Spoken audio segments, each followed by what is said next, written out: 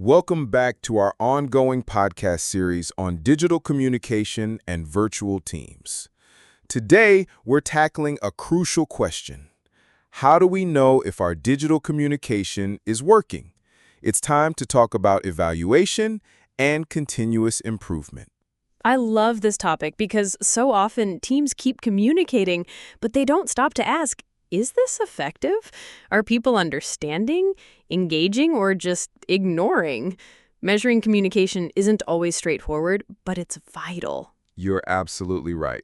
Digital communication can create noise instead of clarity if we don't evaluate it. I always say, what gets measured can be improved. And that applies to messages, channels, and habits alike. So let's start with the basics. What are the key dimensions of effective digital communication in virtual teams? I'd say there are 5 key dimensions. Clarity, is the message easy to understand? Reach, did the intended audience receive and access it? Engagement, are people responding, asking questions, taking action?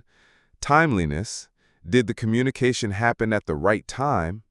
And retention, are people actually remembering and applying what was said? That's a solid framework. And I'd add a sixth, satisfaction. Do team members feel the communication methods and cadence are working for them? Brilliant. Now, let's talk about how to measure these.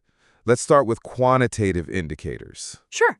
For asynchronous communication like emails or Slack, you can look at open rates if you're using newsletters or tools like MailChimp, read receipts or reactions, thread engagement, replies, likes, follow-up questions, response time. How quickly do people act or reply? And for synchronous communication, like meetings, we can measure attendance and punctuality, participation, who speaks and how often. Poll results or surveys during or after meetings. Follow-through, are meeting decisions acted on? You can also use engagement metrics from tools like Teams or Zoom, like who's raising hands, using chat, or turning on cameras. And that leads us to qualitative feedback, which is often richer. Things like anonymous surveys about communication satisfaction, one-on-one interviews with team members, retrospectives after major projects, open-ended questions like, what part of our communication isn't working for you? Exactly.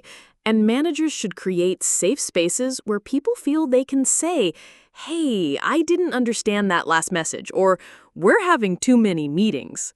That psychological safety is key. Without it, you might think everything's fine, when in reality, people are quietly confused or disengaged.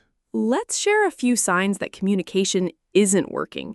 Repeated questions on the same topic, missed deadlines due to misunderstanding, low meeting participation, frequent clarifications or backtracking, silence or disengagement in chat tools.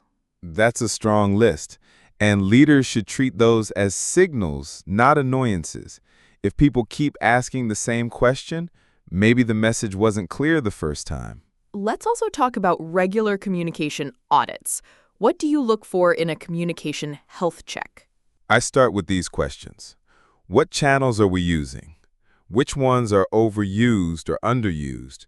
Are messages too long or too short? Do people prefer synchronous or asynchronous communication? Are we sending too many messages at the wrong times? That's where a channel inventory can help. List every communication tool and assess what's its purpose, who uses it, how often, is it working? And once you have that snapshot, you can optimize. Maybe shift some daily updates from email to Slack, or reduce large team calls to bi-weekly instead of weekly. It's also powerful to establish a feedback loop. For example, after a big announcement or rollout, ask, did you feel informed? Was the message clear?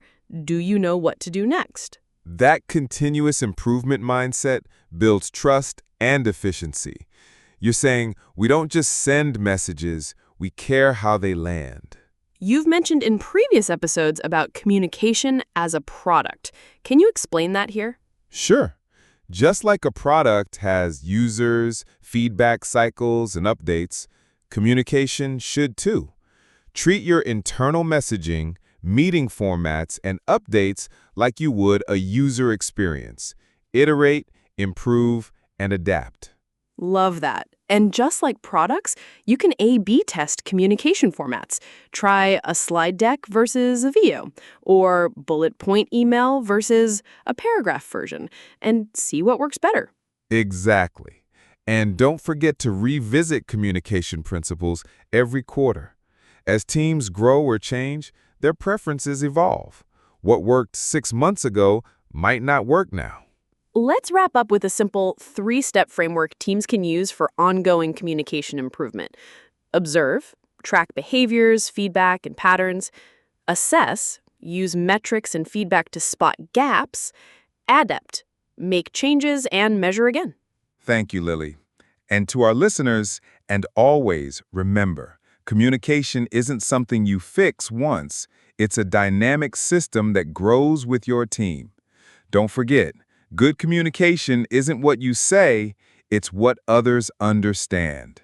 Our final episode, we'll be reflecting on the big picture, the future of digital communication in teams. What trends are shaping the next 5 to 10 years? What do leaders need to prepare for?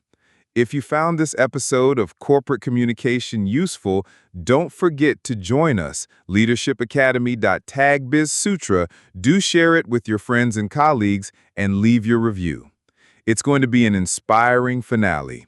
Join us next time.